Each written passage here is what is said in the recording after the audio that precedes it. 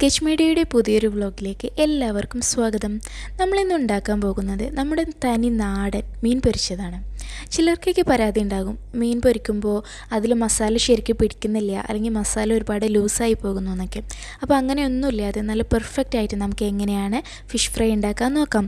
അതിന് മുമ്പായിട്ട് നിങ്ങൾ ഇതുവരെ ഈ ചാനൽ സബ്സ്ക്രൈബ് ചെയ്തിട്ടില്ലെങ്കിൽ ആ സബ്സ്ക്രൈബ് ബട്ടൺ ഒന്ന് പ്രസ് ചെയ്യണം, കൂടെയുള്ള ബെൽ ബട്ടണും പ്രസ് ചെയ്യുക. അപ്പോൾ നമ്മുടെ ഫിഷ് ഫ്രൈ ഉണ്ടാക്കാൻ വേണ്ടിയിട്ട് ഞാൻ അയിലയാണ് എടുത്തിട്ടുള്ളത്. ഇത് വലിയ അയിലയാണ് കേട്ടോ. അപ്പോൾ അത് കട്ട് ചെയ്തിട്ടാണ് വാങ്ങിയിട്ടുള്ളത്. ലുലുന്ന് കട്ട് ചെയ്തിട്ട് തന്നെ വാങ്ങിയതാണ്. അപ്പോൾ ഇനി നമ്മൾ ഫുള്ളായിട്ട് എടുക്കുകയാണെങ്കിൽ അങ്ങനെ എടുക്കാം. പക്ഷേ വലിയ മീനൊക്കെ ആകുമ്പോൾ ഇതുപോലെ കട്ട് ചെയ്തെടുക്കുമ്പോഴാണ് ശരിക്കും എല്ലാ ഭാഗത്തും മസാലയൊക്കെ ഒന്ന് പിടിക്കാം. അപ്പോൾ ഇതിൽ ഞാൻ ഈ വാലിൻ്റെ കഷ്ണത്തിൽ മാത്രം ഒന്ന് വരഞ്ഞു കൊടുക്കുന്നുണ്ട്.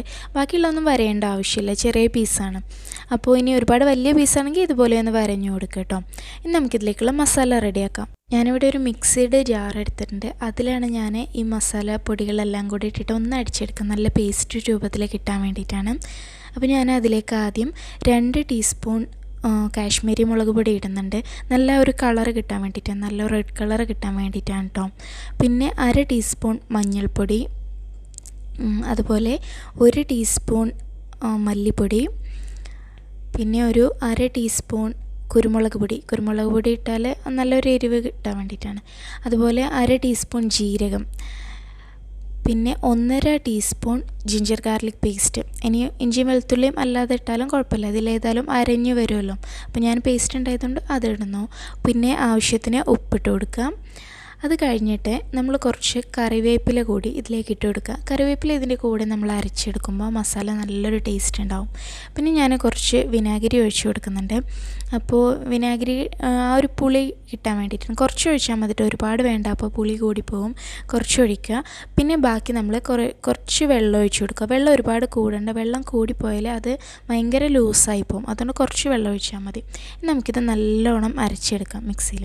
ഇപ്പോൾ ഇത് ഞാൻ പൊടികളെല്ലാം കൂടി നന്നായിട്ട് അരച്ചെടുത്തിട്ടുണ്ട്. ആ കറിവേപ്പില ഇതിൽ നമ്മൾ കാണേയില്ല, അത്രത്തോളം ഇതിൽ അരഞ്ഞ് ചേർന്നിട്ടുണ്ടാകും. അപ്പോൾ നല്ല പേസ്റ്റ് രൂപത്തിൽ തന്നെ നമുക്ക് കിട്ടിയിട്ടുണ്ട്.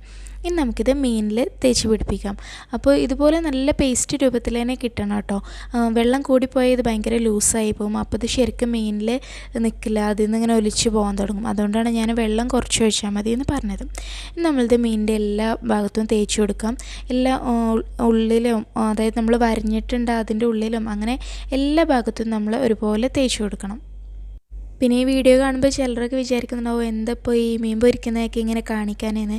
അപ്പോൾ ഒരുപാട് പേരുണ്ടാകും മീൻ പൊരിക്കുമ്പോൾ ശരിയാവാത്ത തുടക്കക്കാരൊക്കെ ഒരുപാട് പേര്. എനിക്കറിയാം, ഞാനും ആദ്യമായിട്ടൊക്കെ ചെയ്തപ്പോൾ ഭയങ്കര പ്രയാസമായിരുന്നു. കാരണം മസാല ശരിയാവില്ല, അല്ലെങ്കിൽ മീനിൽ മസാല പിടിക്കില്ല, അങ്ങനെയൊക്കെ ഉണ്ട്, പ്രശ്നങ്ങളുണ്ടാവും.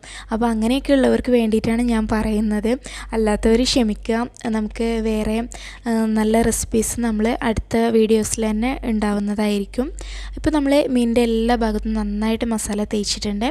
ഇനി നമ്മൾ ഇതൊരു 20 മിനിറ്റൊക്കെ ഒന്ന് മാറ്റി വെക്കുക. എന്നിട്ട് നമ്മൾ ഫ്രൈ ചെയ്താൽ മതി. അപ്പോഴേക്കും മസാലയൊക്കെ ഇതിൽ നന്നായിട്ടൊന്ന് പിടിച്ചിട്ടുണ്ടാവും. അപ്പോൾ ഒരു 15 മിനിറ്റെങ്കിലും നമ്മളൊന്ന് മാറ്റി വെക്കുക, എന്നിട്ട് ഫ്രൈ ചെയ്യാം. അപ്പോൾ നമ്മളിപ്പോൾ ഒരു പാന് ചൂടാക്കിയിട്ടുണ്ട്. അതിലേക്ക് ഞാൻ കുറച്ച് എണ്ണ ഒഴിച്ച് കൊടുക്കുന്നുണ്ട്. വെളിച്ചെണ്ണയോ ഓയിലോ ഏതാ നമ്മുടെ ഇഷ്ടത്തിനനുസരിച്ച് എടുക്കാം. ഒരുപാട് ഓയിലും എണ്ണയൊന്നും എടുക്കണ്ട കേട്ടോ, കുറച്ച് എടുത്താൽ മതി. എന്നിട്ട് നമുക്ക് ഈ മീനിൻ്റെ പീസസ് ഓരോന്നായിട്ട് ഇട്ട് കൊടുക്കാം. അപ്പോൾ ഇട്ട് കൊടുത്തിട്ട് കുറച്ചൊരു ലോ ഫ്ലെയിമിൽ ഇട്ടാൽ മതി. എന്നിട്ട് നമുക്ക് ഒരു ഭാഗം നന്നായിട്ട് ഫ്രൈ ആകുമ്പോൾ നമുക്കൊന്ന് തിരിച്ചിട്ട് കൊടുക്കാം. പിന്നെ തിരിച്ചിട്ട് കൊടുക്കുമ്പോൾ ഒരു ഫോർക്കോ സ്പൂൺ അങ്ങനെ എന്തെങ്കിലും 2 സാധനങ്ങൾ യൂസ് ചെയ്തിട്ട് തിരിച്ചിടായിരിക്കും നല്ലത്, അല്ലെങ്കിൽ ചിലപ്പോൾ ഉടഞ്ഞു പോകാൻ ചാൻസ് ഉണ്ട്.